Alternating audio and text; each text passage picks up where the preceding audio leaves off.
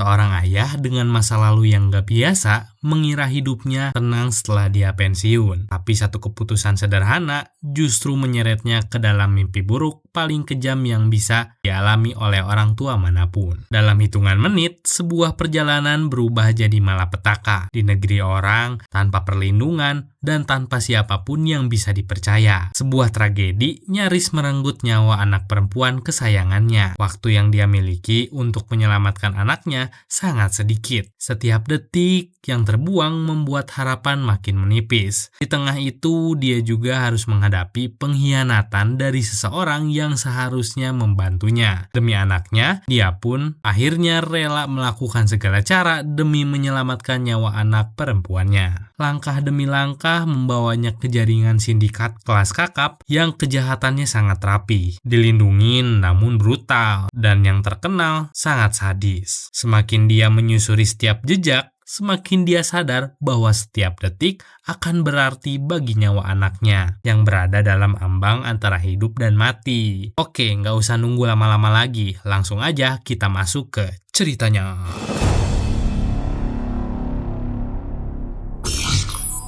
Film dibuka dengan seorang pensiunan agen CIA bernama Brian yang kini fokus menjalani hidup sebagai seorang ayah bagi anak perempuan semata wayangnya. Bahkan saat tertidur pun pikirannya masih tertuju pada sang anak sob. Esok paginya dia pergi ke sebuah toko elektronik untuk membeli alat karaoke, lalu membawanya pulang dan membungkusnya dengan sangat rapi. All the pros use Mariah Carey, Beyonce. Who's Beyonce? Keesokan harinya, dia datang ke pesta ulang tahun anaknya, yang hari itu berulang tahun ke-17 tahun. Di sana, dia bertemu dengan mantan istrinya yang bernama Lenore. Karena hubungan mereka yang kurang baik, sebuah perdebatan kecil pun muncul karena Brian ingin memberikan hadiah itu secara langsung. Gak lama kemudian, anaknya yang bernama Kim datang menghampirinya. Brian pun segera menyerahkan hadiahnya dan Kim langsung membukanya. Melihat reaksi anaknya, Brian pun merasa sangat bahagia. Namun tiba-tiba, Kim meninggalkan Brian beserta hadiahnya. Di saat ayah tirinya membawa seekor kuda sebagai hadiah ulang tahun. Kim yang terlihat sangat senang pun memeluk ayah tirinya tepat di depan mata Brian. Saat pulang, Brian langsung membuka sebuah album khusus yang berisi foto-foto Kim di setiap ulang tahunnya. Dia menempelkan satu foto terbaru yang tadi ia ambil sendiri saat menghadiri pesta ulang tahun anaknya. Lalu membuka halaman-halaman di belakang dan kembali melihat foto-foto masa lalu Kim. Gak lama setelah itu, beberapa teman Brian datang ke rumah untuk bakar-bakar sambil ngobrol santai. Brian pun curhat bahwa ia masih sulit percaya kalau anaknya sudah tumbuh dewasa dan menjadi sangat cantik. Namun ketika ia bercerita bahwa Kim sudah lama gak menginap di rumahnya karena sulit mendapat izin dari mantan istrinya, teman-temannya juga justru merasa kesal. She sleep over yet? Well, let's say we're working on it. Saat teman-temannya pulang, Sam menawarkan sebuah pekerjaan untuk Brian, yaitu menjadi bodyguard seorang penyanyi terkenal bernama Sarah. Karena teringat Kim yang sangat ingin menjadi penyanyi, Brian pun dengan mudah langsung menyetujui tawaran tersebut. Keesokan malamnya, Brian mulai bekerja mengawal Sarah bersama teman-temannya. Sarah memang benar-benar terkenal sob. Sorotan kamera dan para penggemarnya terlihat memenuhi area. Brian ikut masuk hingga ke backstage dan tampak kagum saat mendengar suara Sarah yang sedang latihan vokal. Menjelang naik panggung, Brian menyampaikan bahwa anaknya sangat ingin menjadi penyanyi dan mungkin Sarah punya saran atau masukan. Namun Sarah justru menyarankan untuk mencari pekerjaan lain. Saat sedang bersantai, Brian menerima telepon dari Kim dan mengatakan bahwa ia kini bekerja sebagai bodyguard Sarah, salah satu penyanyi yang juga diidolakan Kim. I'm not attending. I'm helping some friends out with security. Kim pun mengajaknya makan siang keesokan harinya, dan Brian langsung menyetujuinya dengan senang hati. Teman-temannya yang mendengar kabar itu ikut merasa senang karena Brian akhirnya punya waktu bersama Kim. Mengingat perceraiannya dulu terjadi karena ia terlalu sibuk dengan pekerjaannya. Gak lama setelah konser Sarah selesai, situasi mendadak ricuh ketika para penggemarnya merobohkan pagar dan mencoba menerobos masuk demi mendekatinya. Karena kondisi itu, Brian diminta berada di barisan depan untuk mengamankan Sarah dan segera membawanya pergi. Saat sedang mengevakuasinya, tiba-tiba seseorang mencoba menyerang Sarah. Namun Brian dengan sigap langsung melumpuhkan orang tersebut.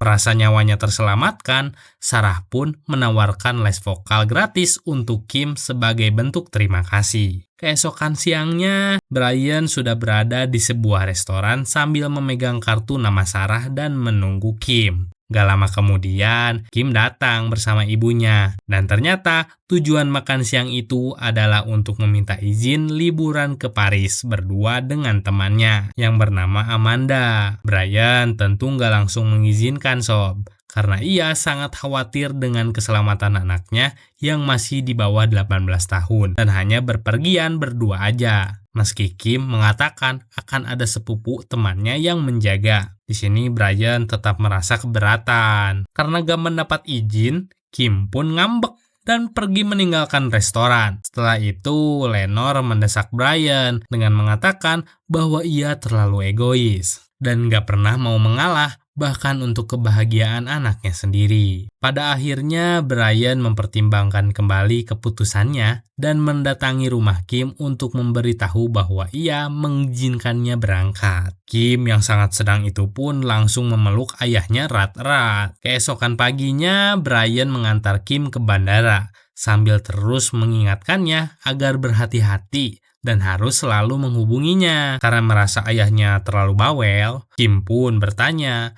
apa sebenarnya pekerjaan Brian hingga membuatnya menjadi sosok yang begitu keras dan protektif. I always used to ask Mom what your job was that you were away all the time. Saat menurunkan koper Kim di bandara, Brian melihat rencana perjalanan Eropa di dalam tas putrinya. Dari situ, ia menyadari bahwa Kim telah berbohong dan gak hanya pergi ke Paris, melainkan mengikuti tur konser Eropa sebuah band. Lenore yang baru tiba di bandara pun langsung ditodong pertanyaan oleh Brian. You know about this? She's not just going to Paris.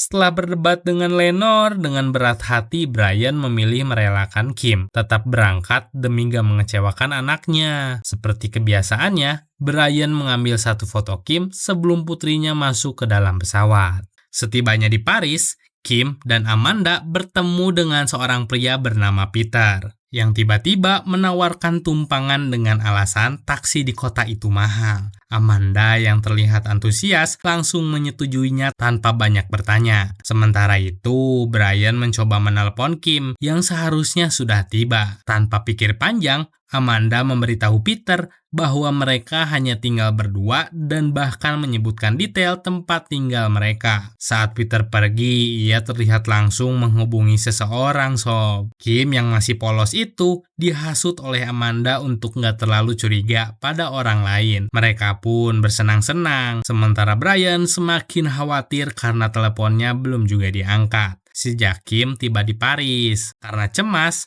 Brian akhirnya menghubungi Lenore untuk menanyakan kabar anaknya. Hingga akhirnya Kim mengangkat telepon dan langsung mengaku bahwa mereka memang hanya berdua karena sepupu Amanda sedang berada di Spanyol. Di tengah panggilan itu, Kim melihat seseorang masuk ke apartemen dan menangkap Amanda. Dia yang saat itu sedang bersembunyi di kamar mandi menangis ketakutan sambil tetap terhubung dengan ayahnya. Oh my God, they got Amanda! Menyadari situasi semakin berbahaya, Brian langsung meminta Kim masuk ke kamar dan bersembunyi di bawah kolong kasur karena ia yakin putrinya akan tertangkap. Namun sebelum itu, Brian mengarahkan Kim untuk meneriakkan setiap ciri yang bisa ia lihat dari para penculik agar dapat dilacak. Enggak lama kemudian, terdengar suara langkah kaki mendekat ke arah Kim, hingga akhirnya para penculik itu menyeretnya pergi. Di tengah kepanikan, Kim berteriak menyebutkan ciri-ciri mereka sebelum akhirnya telepon itu benar-benar terputus. I don't know who you are, and I will kill you. Ia sempat berdebat dengan Stark karena jaringan bisnis internasional yang dimilikinya memungkinkan adanya musuh di luar negeri. Brian kemudian masuk ke kamar Kim dan menggeledahnya, mencari dokumen apapun yang bisa dijadikan petunjuk agar dia bisa mencari Kim. Dia juga memanfaatkan relasi Stark untuk melacak penerbangan yang berangkat di waktu yang sama dengan pesawat Kim. Nggak lama kemudian, Brian menerima informasi dari Sam yang sedang melacak panggilan telepon terakhir antara dirinya dan Kim. Sam menjelaskan bahwa para penculik tersebut adalah sindikat besar dan tujuan utama mereka adalah perdagangan manusia. The specialty of the groups coming out of this area is trafficking in women. No. Sam juga mengatakan bahwa kelompok ini bekerja dengan sangat cepat dan Brian hanya memiliki waktu 96 jam sebelum benar-benar kehilangan Kim. Tanpa membuang waktu, Brian langsung terbang ke Paris untuk memulai pencariannya. Setibanya di sana, ia menerobos masuk ke apartemen milik saudara Amanda yang ternyata kamarnya terkunci. Brian pun terpaksa harus mencari cara lain agar bisa masuk ke dalam kamar tersebut. Begitu berhasil masuk, Brian melihat koper-koper yang bahkan belum sempat dirapikan. Nah, dari situ ia mulai membayangkan kembali bagaimana penculikan itu terjadi. Mulai dari penangkapan Amanda hingga posisi Kim saat terakhir meneleponnya. Brian bahkan memposisikan dirinya ke kolong kasur, mencoba menempatkan diri sebagai Kim untuk memahami bagaimana kronologi penculikan itu. Saat baru akan meninggalkan kamar, Brian menemukan handphone Kim yang sudah hancur. Di sana, ia menemukan SD card milik Kim dan langsung membawanya. Ketika mengakses isinya, Brian melihat foto-foto di dalamnya hingga akhirnya menemukan bayangan wajah Peter yang terlihat cukup jelas. Kebetulan pada saat yang sama, Peter sedang berada di bandara untuk mencari mangsa baru dengan modus yang sama. Berkenalan lalu menawarkan tumpangan, namun sebelum Peter berhasil membawa mangsa barunya, Brian lebih dulu membekuk dan menghajarnya di dalam taksi. Brian pun bertanya di mana anaknya yang diculik 2 hari yang lalu. Tapi tiba-tiba seorang pria yang masih bagian dari komplotan Peter menariknya keluar dan langsung terjadi baku hantam.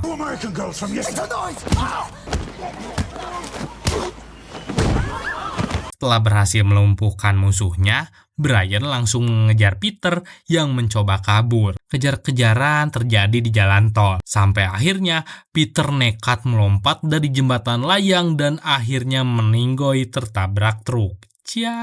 Cuaks. Kejadian ini memaksa Brian pergi begitu saja sebelum dia mendapatkan informasi apapun soal putrinya. Dari situ, Brian mendatangi teman lamanya yang kini bertugas di Paris untuk meminta bantuan yang bernama Jean. Tapi Jean berkata kalau posisinya sekarang sudah berbeda dan dia nggak lagi bisa membantu Brian di lapangan. Ia bahkan meminta Brian untuk berhenti dan pergi dari Paris. Meski Jean sebenarnya mengetahui soal identitas penculik Kim, Jean mengatakan bahwa mereka adalah kelompok yang sangat berbahaya dan hanya memberikan satu petunjuk, yaitu markas mereka di daerah Porte. Jean pun mengingatkan Brian untuk berhenti, namun Brian memilih untuk nggak menanggapi dan langsung pergi begitu saja. Diam-diam, teman Brian mengirim seorang agen untuk memantau pergerakan Brian. Agen itu melaporkan bahwa Brian mendatangi sebuah agensi tenaga kerja lalu menyewa mobil.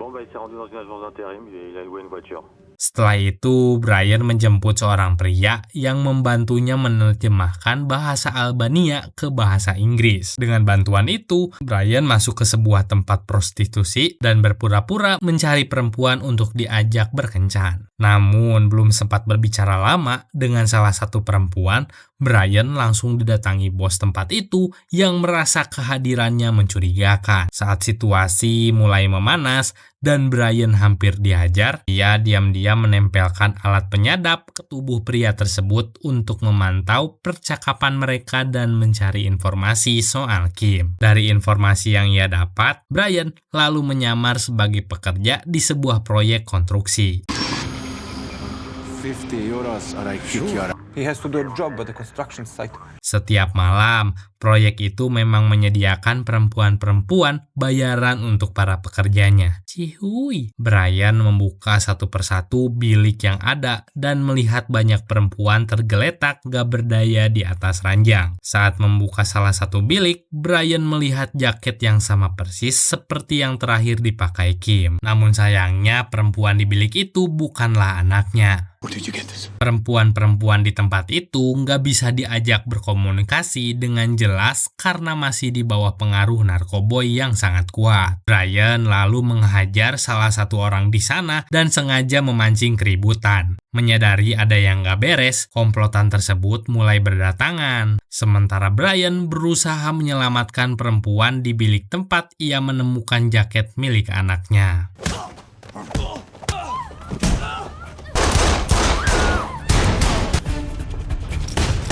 Kejar-kejaran pun terjadi sob. Brian berhasil menghindari kejaran mereka, bahkan membuat mobil-mobil para penculik itu ringsak-ringsak semua. Sebelum akhirnya berhasil keluar dari area proyek. Setelah lolos dari kejaran, Brian mencuri mobil lain untuk membawa pergi perempuan tersebut dan menghapus jejaknya sementara. Ia lalu menuju sebuah hotel dan menyewa kamar karena perempuan itu masih belum sadar dari tidurnya. Setibanya di kamar, Brian memberikan obat untuk menetralkan efek narkoboy tersebut yang ada di tubuh perempuan itu. Saat Brian sedang menunggu perempuan itu sadar, Jin menelponnya dan bilang mereka perlu bicara. Brian gak langsung menemuinya karena ia memantau dari jarak jauh dan sudah tahu kalau Jin sedang mencoba menjebaknya. Temannya mengatakan bahwa atasannya ingin menangkap Brian, tapi ia masih berusaha menego agar Brian pulang saja. Sambil menunjukkan tiket pesawat, ia mencoba mencari tahu di mana posisi Brian sebenarnya. Pasukannya lalu menyusuri sinyal telepon Brian. Namun saat mereka sampai ke lokasi, yang ditemukan hanya handphone yang sengaja ditinggalkan Brian tanpa tahu di mana dia sebenarnya. Brian kembali ke hotel dan di saat itulah perempuan yang ia selamatkan akhirnya sadar. Brian langsung bertanya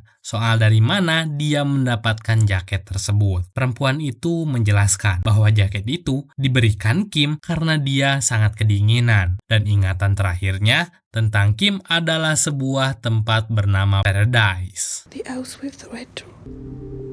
Paradise. Tanpa berpikir panjang, Brian langsung mendatangi tempat itu dan menyamar sebagai Jin yang seorang polisi. Dengan penyamaran tersebut, Brian diizinkan masuk ke rumah yang menjadi markas para penculik. Di dalam, ia berpura-pura sebagai polisi yang ingin menego kembali tarif keamanan demi perlindungan untuk kelompok mereka. Brian lalu mulai basa-basi di situ dan bertanya siapa di antara mereka yang bernama Marco. Semua orang di ruangan itu mengaku sebagai Marco. Di situ, Brian terus menekan mereka soal harga sambil memancing agar masing-masing mau berbicara, supaya dia bisa mengenali suara orang yang menculik anaknya. Setelah itu, Brian meminta salah satu dari mereka menerjemahkan tulisan good luck dalam bahasa Albania. Dan dari suara orang yang mengucapkannya, Brian langsung yakin dialah penculik utama Kim. Good luck. Good luck. Setelah memastikan hal itu, Brian langsung menghabisi mereka satu persatu tanpa ampun. Usai membereskan semuanya, Brian membuka kamar-kamar di rumah tersebut untuk mencari Kim. Namun saat membuka salah satu kamar, ia justru menemukan Amanda yang sudah meninggoy akibat overdosis sob.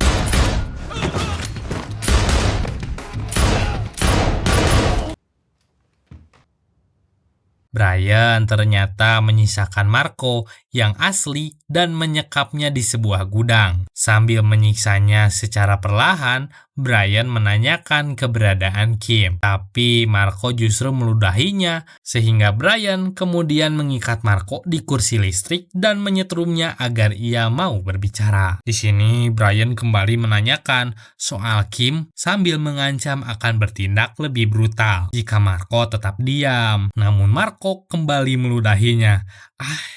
Shibal, hingga Brian menyalakan aliran listrik itu lagi sekali lagi. Kali ini Marco akhirnya mengaku mereka gak memperkerjakan perempuan yang masih perawan, tapi mereka menjual Kim karena harganya sangat tinggi.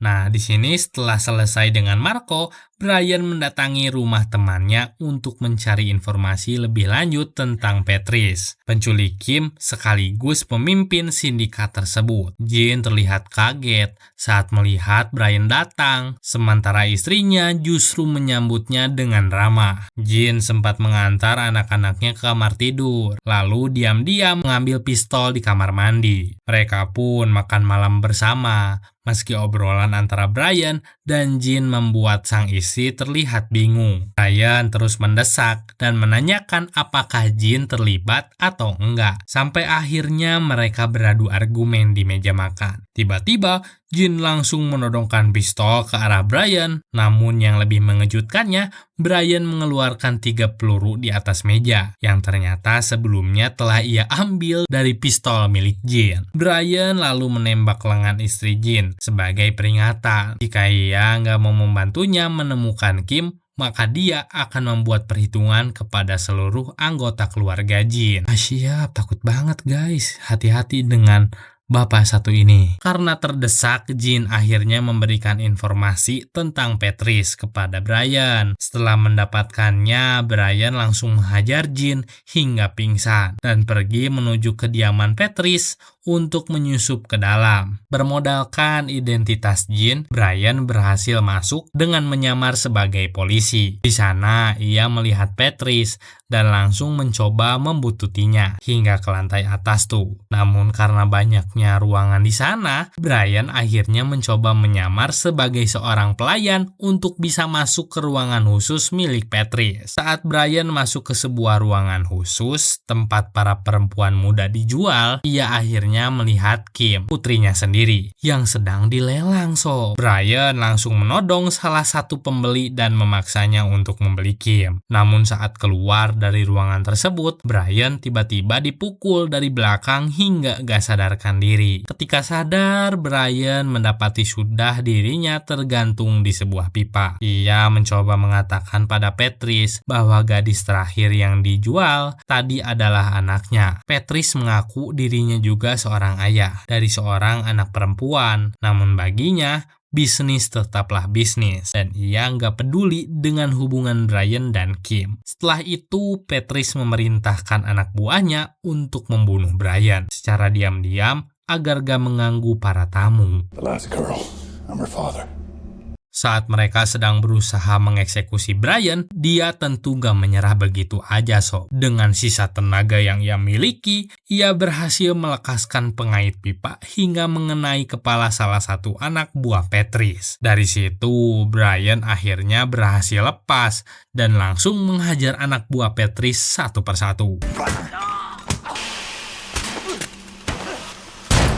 Brian kemudian keluar dari ruangan pipa tersebut dan menemui Patrice. Setelah menanyakan keberadaan Kim, Brian langsung menembak Patrice berkali-kali hingga tewas. Brian pun langsung pergi mencari Kim. Saat para tamu juga panik karena melihat Patrice yang sudah meninggoy di dalam lift, Brian melihat Kim dibawa oleh pria yang tadi membelinya dan ia pun langsung mengejarnya. Ia melihat putrinya dibawa ke sebuah kapal pesiar dan tanpa berpikir panjang, Brian berlari sekuat tenaga, mengambil mobil, lalu mengejar kapal tersebut. Di kapal pesiar itu, Kim ternyata dijual kepada seorang pria tua bangka yang kaya raya. Saat Brian sampai di sebuah jembatan, dia langsung melompat ke atas kapal. Gila, hidup seperti Larry ini mah. Di sana dia menghajar dan melumpuhkan semua bodyguard satu persatu dengan cepat Brian sempat tertembak dan perkelahian sengit itu pun terjadi. Namun akhirnya dengan tubuh yang sudah mulai banyak luka, Brian akhirnya berhasil menghabisi pria tersebut.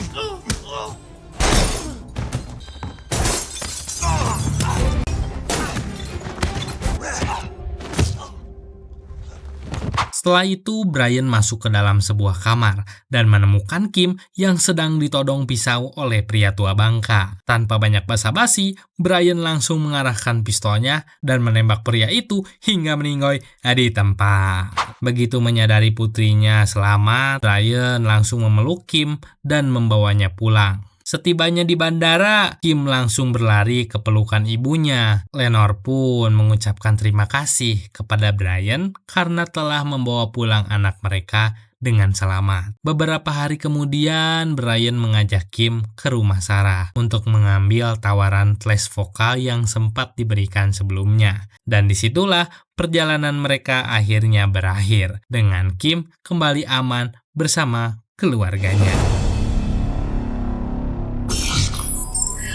Kisah ini nunjukin kalau rasa sayang orang tua kadang terlihat berlebihan sih sob. Jujur, tapi disitulah letak asiknya.